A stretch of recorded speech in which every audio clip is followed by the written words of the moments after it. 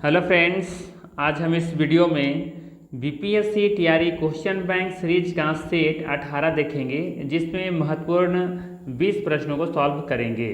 इससे पहले ऑलरेडी हमने 17 सेट करा रखा है। इन सभी वीडियो का लिंक डिस्क्रिप्शन में दिया हुआ है या फिर आप प्लेलिस्ट में जाके देख सकते हैं।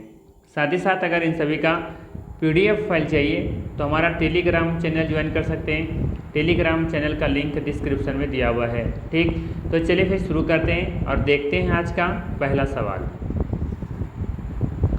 आज का पहला सवाल है, निम्न में से कौन सा एक गंभीर और विध्वंसकारी भूकंप है? ऑप्शन है ज्वालामुखीय भूकंप, भ्रंशमूलक भूकंप, प्लूटोनिक भूकंप, एक से अधिक होगा या फिर उपर्युक्त में से कोई नहीं। करेक्ट ऑप्शन हो जाएगा यहाँ पर भ्रंशमूलक भूकंप, जिसे टेक्टोनिक अर्थक्वेक भी कहते हैं। बी ऑप्शन बिल्कुल यहाँ पे सही होगा। ठीक है, ध्यान रखिएगा, भ्रंशमूलक भूकंप एक गंभीर तथा विध्वंसकारी भूकंप होते हैं। ये भूकंप प्लेट टेक्टोनिक सीमाओं पर आते हैं। इन भूकंपों के दौरान निकलने वाली ऊर्जा अविश्वसनीय रूप से शक्तिशाली होती हैं और इससे व्यापक क्षति होती हैं। बी ऑप्शन बिल्कुल यहाँ पे करेक्ट होगा।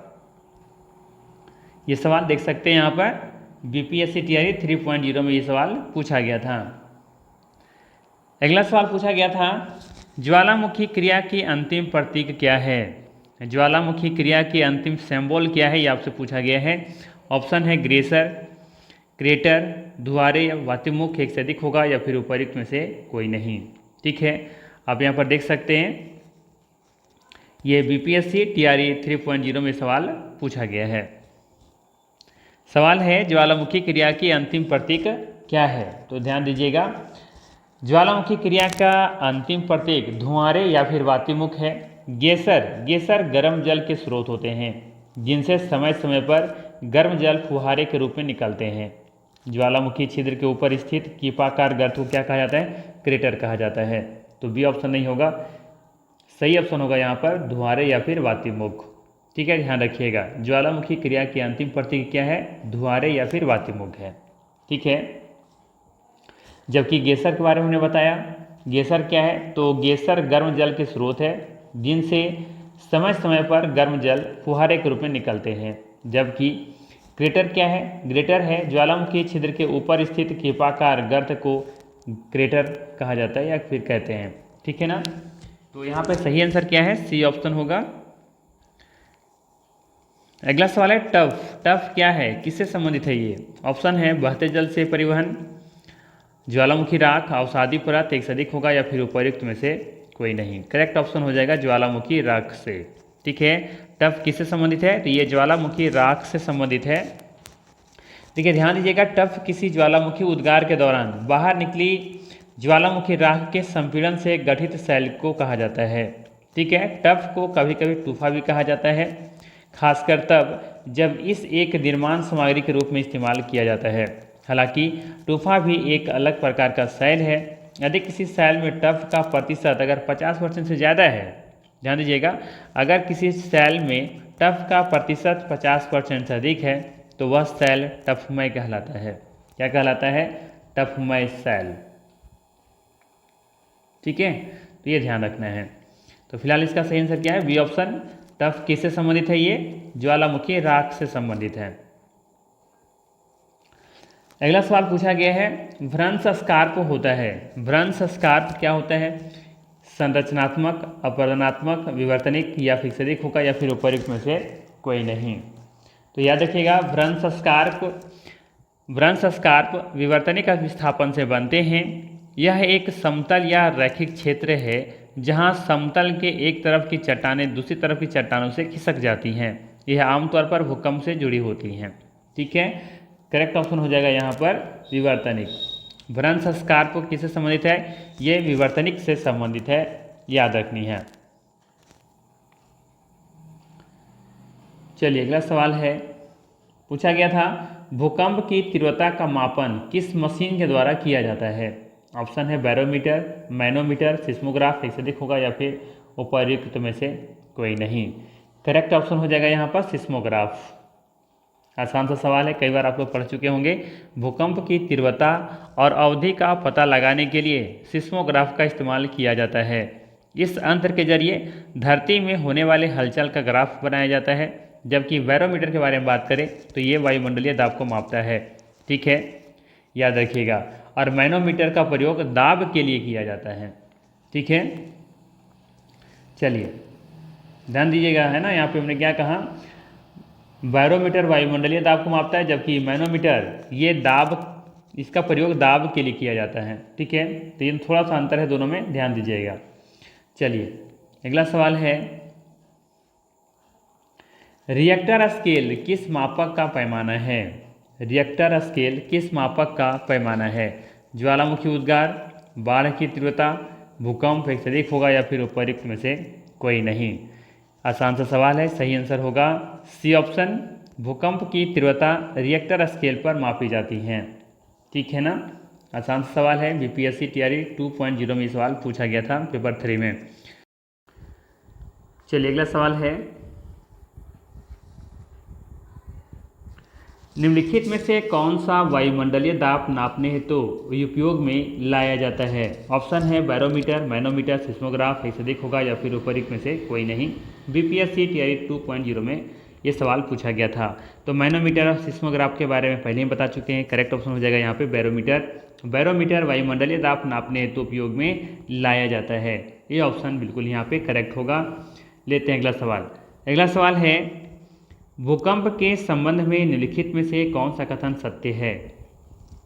पहला है, पी तरंगे अनुप्रस्थ तरंगे हैं। धरातल पर उद्गम केंद्र के ऊपर के स्थान को अधिकेंद्र कहते हैं।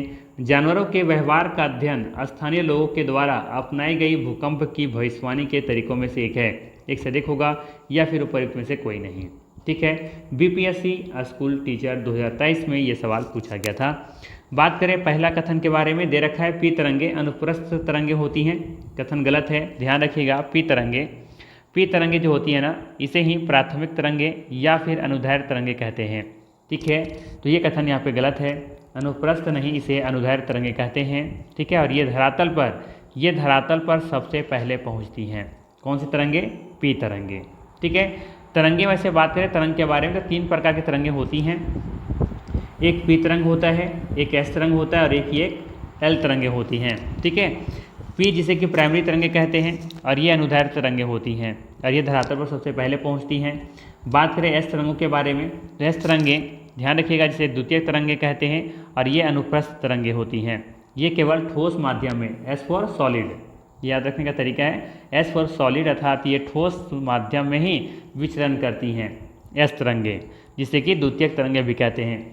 इस बात है एल तरंगे, जिसे धरातलीय तरंगे भी कहते हैं, है ना।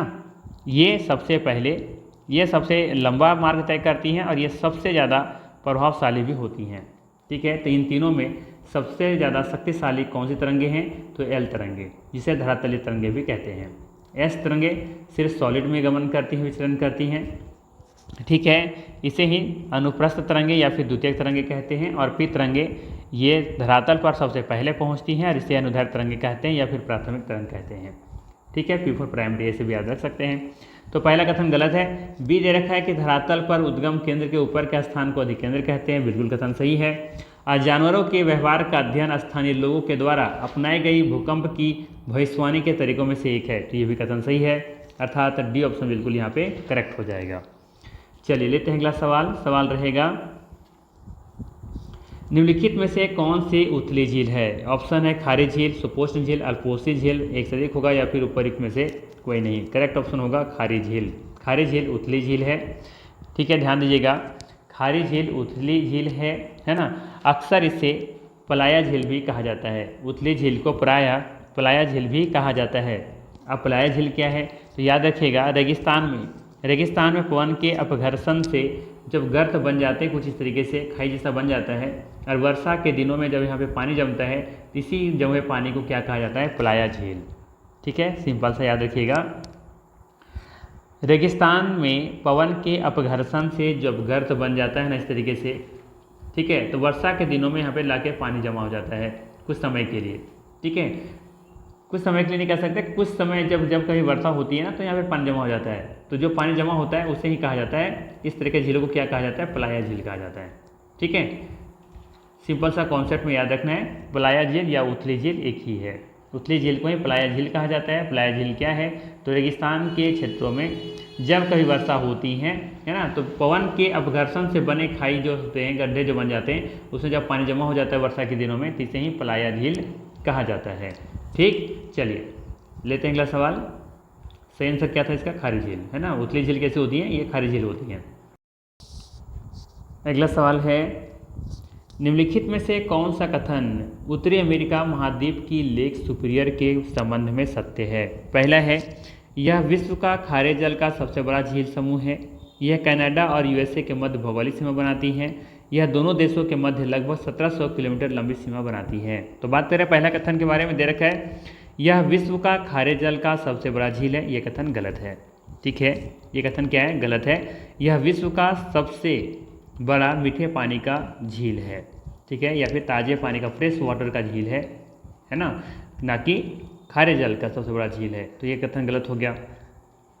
दूसरा दे रखा है, यह कनाडा और यूएसए के मध्य भौगोलिक सीमा बनाती है, ये कथन सही है। और यह दोनों देशों के मध्य लगभग 1700 किलोमीटर लंबी सीमा बनाती है, ये कथन गलत है। ठीक है, 1700 किलोमीटर नहीं, आई थिंक एक बार देख लीजिएगा आप लोग, 563 या फिर 560 के आसपास इसकी लंबी सीमा लगती है। ठीक है, तो ये कथन यहाँ पर गलत है।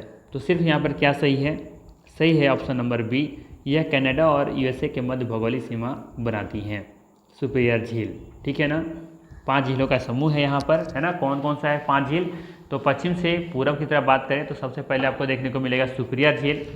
इसके बाद है मिशिगन झील, हिरोन झील, इरी झील और ओंटारियो झील।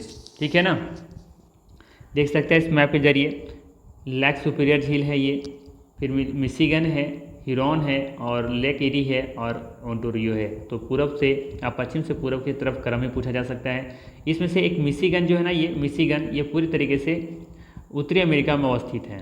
ठीक है, जबकि lake superior, Heron, lake eri और ओंटारियो ये 4 झील जो है ना, ये कनाडा और यूएसए के मध्य सीमा निर्धारित करती हैं। ठीक है, जबकि जो लेक मिशिगन है ये पूरी तरीके से अब देखेंगे तो अमेरिका में स्थित है। ठीक है, 5 के बारे में याद रखिएगा, 5 झीलों के बारे में। तो यहाँ पे कथन सिर्फ बी कथन सही है। चलिए अगला सवाल लेते हैं। अगला सवाल है, निम्नलिखित में से कौन सा देश अमेजन नदी बेसिन का एक हिस्सा है। सवाल है, अमेजन नदी बेसिन का एक हिस्सा कौन सा है इसमें, अर्जेंटीना, चिली, वेनेजुएला। पूछ रहा है आपसे, निम्नलिखित में से कौन सा देश अमेजन नदी बेसिन का एक हिस्सा है। तो आप देखेंगे इसमें से वेनेजुएला है ना, ये वेनेजुएला देखेंगे कि यहाँ पर अमेजन नदी बेसिन का एक हिस्सा है।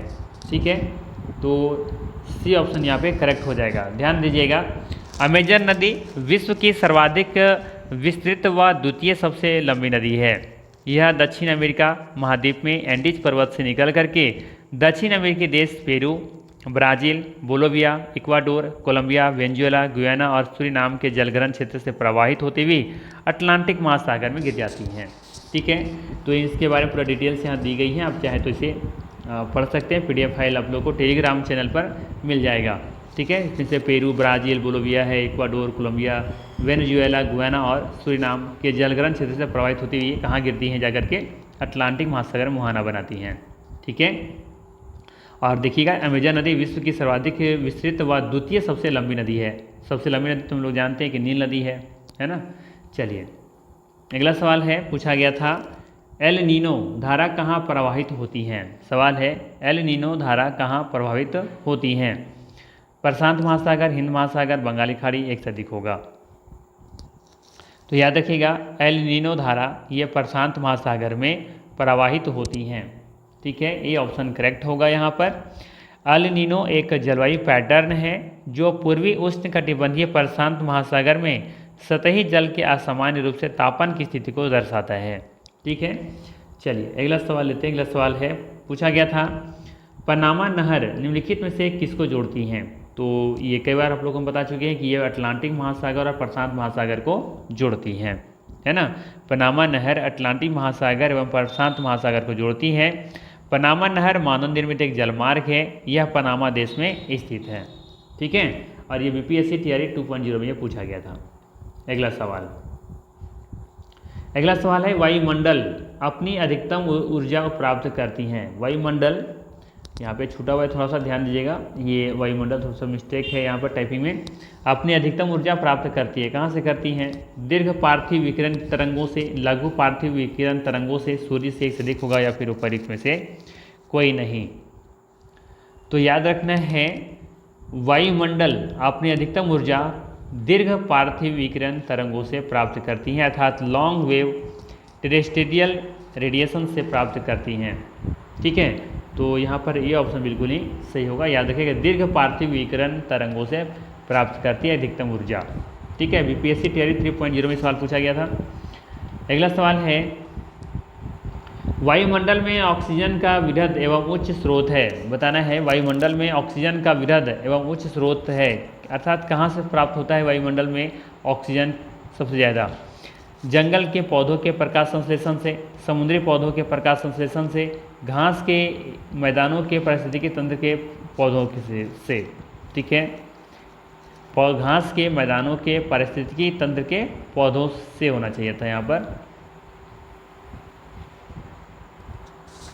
तो ऐसे सवालों में कंफ्यूज नहीं करना है, करेक्ट ऑप्शन होगा समुद्री पौधों के प्रकाश संश्लेषण से।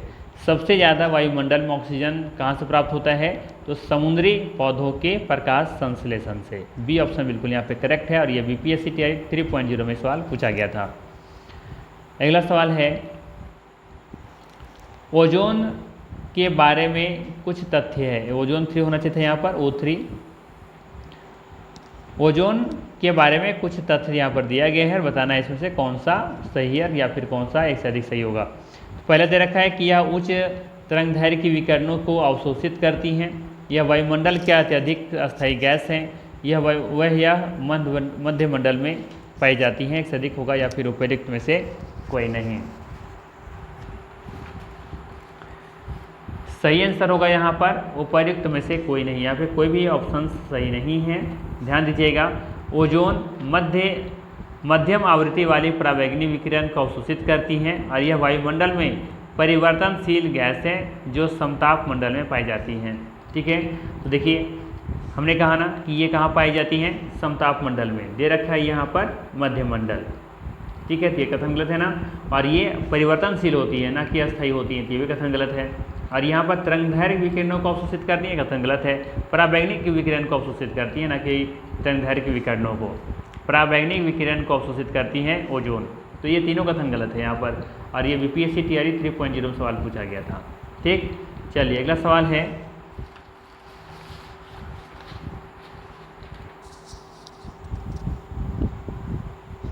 वायु में ऑक्सीजन का प्रतिशत है। बताना है वायु में ऑक्सीजन का प्रतिशत कितना है। ठीक है, तो हम लोग जानते हैं कितना है, ये 21% है ना, तो सी ऑप्शन बिल्कुल यहाँ पे करेक्ट हो जाएगा। ठीक है ना, कोई दिक्कत नहीं होना चाहिए, जबकि सबसे ज़्यादा 78% नाइट्रोजन है। ठीक है, आप दोनों मिला लीजिएगा तो हो जाएगा कितना, 99%। बाकी गैसें जो है वो 1% के अंतर में है। ठीक है, इसी में सब देखेंगे तो आपका जो कार्बन डाइऑक्साइड है वो कितना है, 0.02%। ठीक है, 2 नहीं होगा, 3% होगा, CO2 0.03% है, CO2 अर्थात कार्बन डाइऑक्साइड, है ना। चलिए अगला सवाल है वायुमंडल की किस परत में हवाई जहाज उड़ता है। कई बार आप लोग सुने होंगे समताप मंडल में, क्योंकि यहाँ पे हवाई जहाज उड़ाने के लिए परिस्थितियाँ अनुकूल पाई जाती हैं, है ना, और ये क्षेत्र शांत होता है, जिससे क्या होता है हवाई जहाज उड़ाना आसान होता है इसमें, है ना। इसी परत में ओजोन परत अर्थात O3 पाया जाता है ना। तो ये सही आंसर हो जाएगा यहाँ पे समताप मंडल, बी ऑप्शन करेक्ट हो जाएगा। ठीक है, समताप मंडल। चलिए अगला सवाल है, अगला सवाल पूछा गया था वायुमंडल की किस परत का तापमान सबसे कम होता है। बताना है वायुमंडल की किस परत का तापमान सबसे कम होता है। तो ध्यान दीजिएगा, वायुमंडल में कई गैसों का सांद्रण पाया जाता है, यह सांद्रण भिन्न भिन्न ऊंचाई पर अलग अलग होता है।